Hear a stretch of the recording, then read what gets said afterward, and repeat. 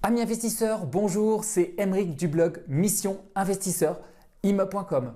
Aujourd'hui, je vais vous montrer la deuxième partie de l'interview de mon expert comptable. Ça se passe tout de suite et c'est après le jingle.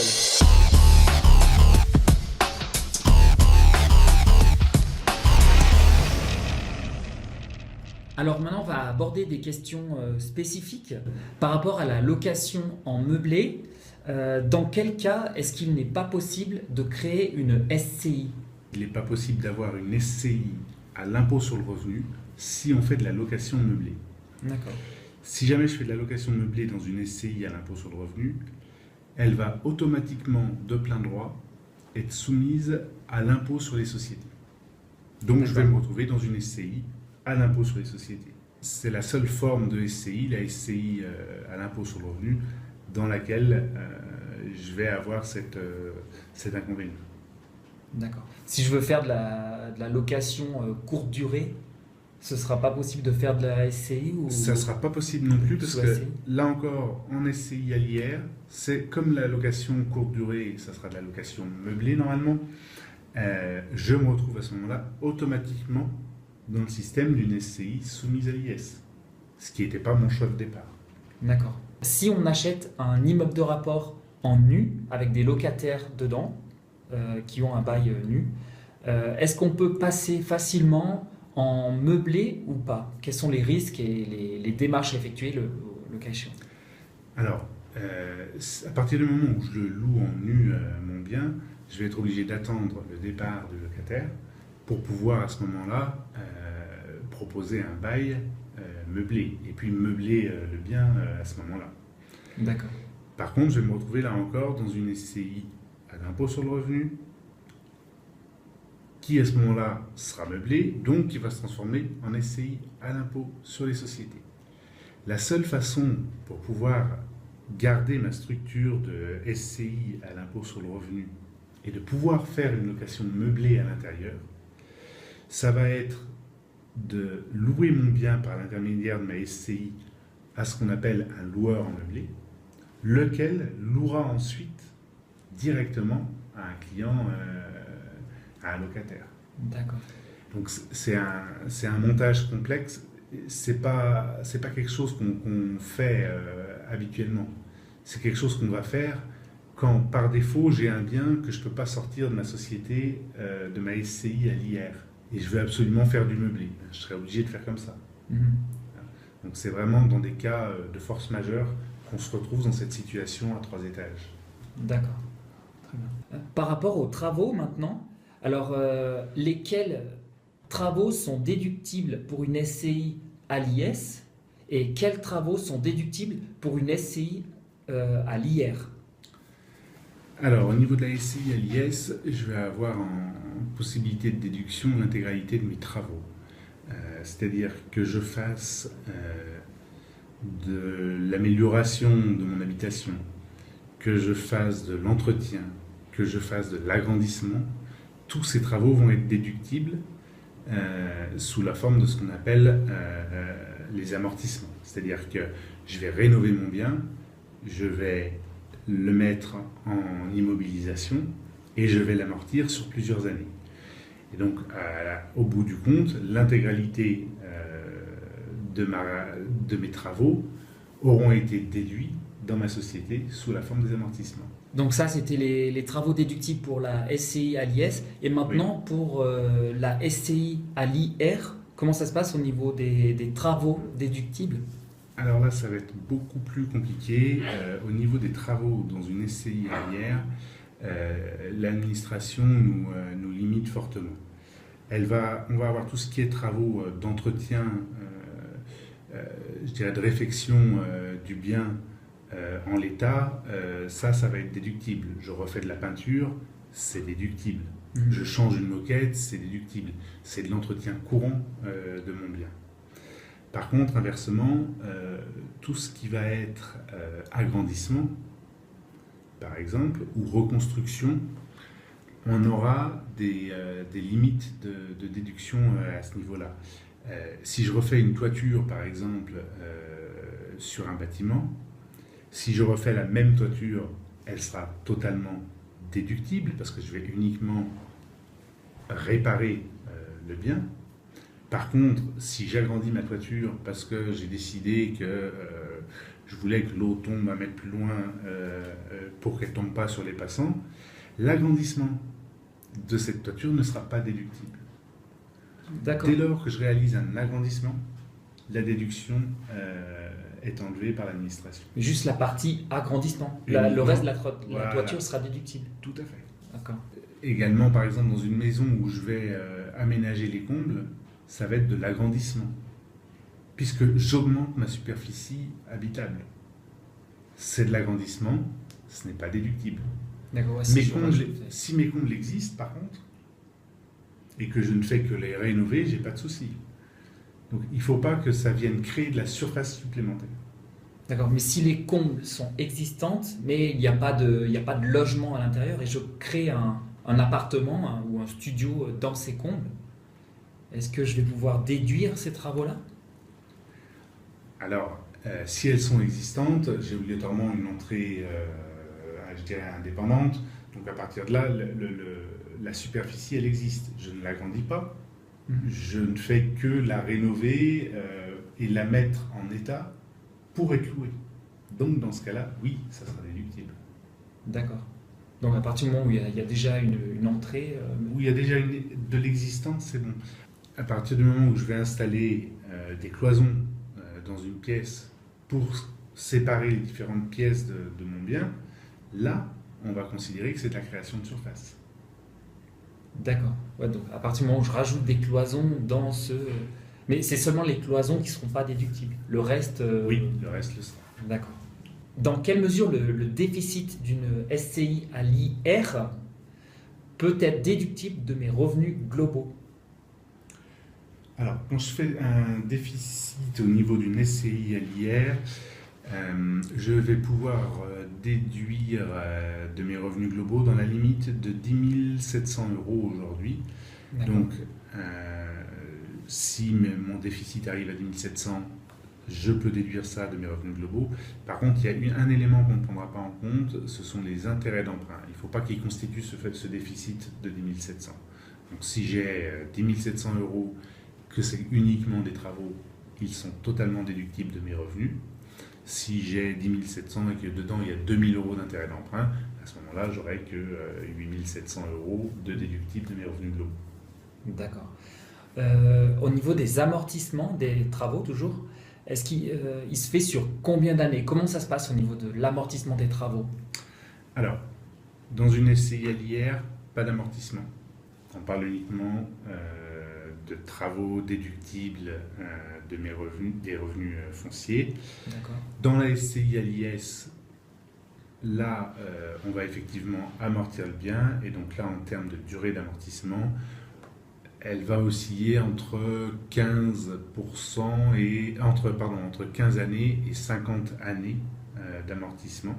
En fait, on va décomposer l'immeuble en gros œuvres, menuiserie, électricité, plomberie, etc. Et à chacun de ces composants, on va appliquer une durée d'amortissement que nous autorise l'administration fiscale. Donc voilà. Donc le gros œuvre, il sera sur alors le gros œuvre, c'est lui plus important voilà, que... tout à fait. Le gros œuvre, lui, sera sur 50 ans. Inversement, de l'électricité, ben, ça sera entre 15 et 25 ans. 25 ans, c'est si je fais intégralement l'électricité nouvelle. 15 ans, on sera plus sur de la rénovation de l'électricité. C'est changer un tableau. Si c'est du neuf, on sera plus sur 25 ans. Si c'est uniquement de la réfection, on va à ce moment-là se permettre d'amortir sur une durée inférieure et donc générer une charge supplémentaire au niveau de la SCI. Très bien. Ce principe d'amortissement au niveau de la SCI à l'IS est exactement le même que celui qu'on applique notamment pour les loueurs en meublé. D'accord.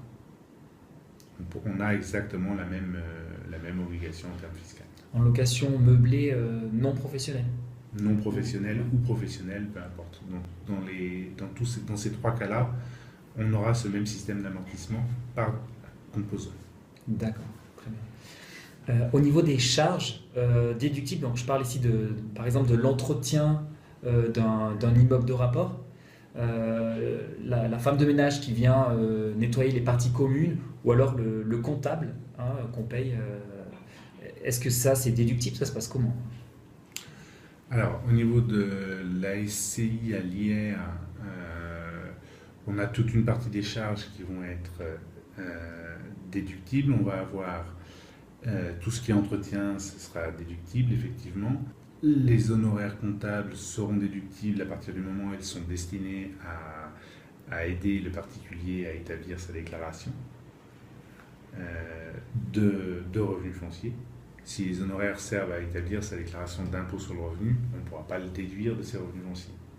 Donc il faut faire très attention en fait, aux textes au niveau des revenus fonciers. Ils sont très limitatifs au niveau de la déduction des charges. Au niveau des autres charges d'un immeuble, vous allez avoir tout ce qui est charges du propriétaire qui, elles, sont déductibles. Par contre, les charges qui reviennent au locataire ne le seront pas. Ouais, à partir du moment où je lui refacture, je ne peux pas les déduire. Inversement, au niveau des loyers, dans ce que je vais imposer comme loyer, je vais imposer uniquement mes loyers hors charge au niveau de mes revenus fonciers. Par contre, ma refacturation de ce que je fais de charge au niveau de mon locataire, elle ne sera pas imposée dans mes revenus fonciers. J'enlève ma refacturation de charge et j'enlève les charges propres au locataire. Donc du coup, c'est neutre au niveau de mon résultat. Très bien. Au niveau de la SCI à l'IS et de la location meublée, là, toutes les charges seront déductibles, il n'y a aucune limitation. Je dirais à partir du moment où ces charges sont pour l'utilisation des locaux, ça ne pose aucun problème, je vais tout pouvoir déduire. Même les meubles ou même... Les meubles seront amortis également, au même titre que la construction. Ils seront mis en immobilisation et amortis sur une durée assez courte.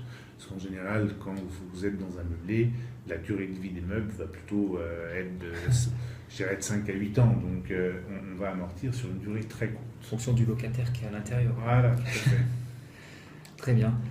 Et donc, une autre question par rapport à la revente. Enfin, lorsqu'un propriétaire en SCI décide de vendre son bien, est-ce que l'acquéreur doit forcément acheter sous forme d'une SCI ou il peut l'acheter en nom propre?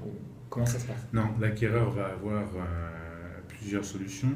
La première, ça peut être s'il souhaite être en forme de SCI, de racheter les parts de la SCI détenue par la personne qui lui vend. La deuxième solution peut être de créer une nouvelle SCI et d'acheter le bien à la SCI de la personne qui lui vend. La troisième solution peut aussi être d'acheter le bien en nom propre. Donc on n'a aucune obligation de passer par une SCI. D'accord. Et vous, est-ce que vous recommanderiez à une personne qui souhaite investir dans un immeuble de rapport de créer une SCI ou pas? Est-ce que vous, en tant qu'expert comptable, vous avez un regard un peu plus... Alors, ça, c'est une question très complexe à laquelle, je dirais, aujourd'hui, j'ai pas de réponse toute faite. Quand vous achetez un immeuble, ce qu'il faut regarder, c'est pourquoi vous l'achetez, pour combien de temps. Il faut regarder les à côté. Est-ce que vous avez des enfants, pas d'enfants, mariés, non mariés? Et c'est tous ces éléments-là qui vont vous aider à dire je l'achète en nom propre, ou je l'achète en SCI, ou je le mets en location meublée, soit sous forme d'un individuel, soit sous forme d'une SARL. C'est vraiment, si vous voulez, l'environnement de cet achat qui va déterminer la forme. Il faut savoir, peuvent rentrer en ligne de compte notamment l'aspect plus-value. Donc, est-ce que si j'acquiers le bien pour 5 ans, quel est mon intérêt? Est-ce que ça va être d'être en SCI, d'être à l'IS, d'être à l'IR, ou d'être en location meublée. C'est vraiment en fonction de la situation de chacun. De la situation de chacun, oui, tout à fait. Et puis aussi de comment il envisage la chose. Et puis après, on analyse en fonction des risques que ça peut engendrer. Si vous me dites, oui, non, mais moi, de toute façon, j'acquiers ce bien, je vais le garder 30 ans. Moi, l'intérêt, si vous le gardez 30 ans, je vais plutôt être à l'IR ou en location meublée, parce qu'à l'issue des 30 ans, vous êtes totalement exonéré aujourd'hui. Après, si vous me dites, oui, mais 30 ans, non, en fait, ça sera peut-être 15 ans. Ça va faire changer le choix. Si c'est 15 ans, c'est plus la même chose. On peut avoir à se positionner autrement en fonction de ça. Mais si vous voulez, c'est vraiment tous les éléments qui encadrent ça qu'il va falloir prendre en compte. Pas uniquement la plus-value, pas uniquement l'imposition personnelle en termes d'impôt sur le revenu. C'est vraiment du cas par cas. Donc pour faire son choix, vous conseillez finalement d'aller voir un expert comptable pour discuter de la situation, puisque c'est assez compliqué de trouver l'information sur Internet, puisqu'on trouve tout et n'importe quoi. Oui, tout à fait. En passant par un professionnel. Ouais, c'est assez complexe, donc je pense qu'il faut aller voir effectivement un professionnel pour qu'il puisse voir l'étendue de tout cela et analyser avec vous l'ensemble de ces choses. D'accord, très bien. Voilà, on en a fini pour cette vidéo. Merci, Monsieur Champ. De rien. Si cette vidéo vous a plu, je vous invite à la partager. C'est juste en bas de cette vidéo. Je vous dis à bientôt et n'oubliez pas, apprenez puis agissez. C'est la seule façon d'avancer.